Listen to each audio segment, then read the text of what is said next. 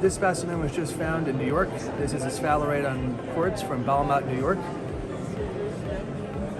And they look like little gemstones on matrix. Let's give it a go here. Stick it in just like this.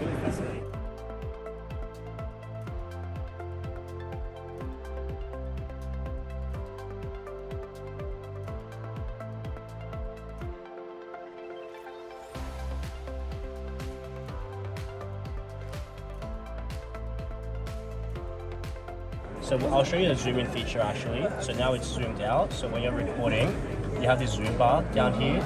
So you can sort of manually zoom in like this. Yeah, that's what you want to do. It's a very steady sort of zoom. That's good. So you can actually see all the details in there and have a little... That's fabulous. That's wonderful. Yeah, that's great. Yeah, it's very cinematic. Yep.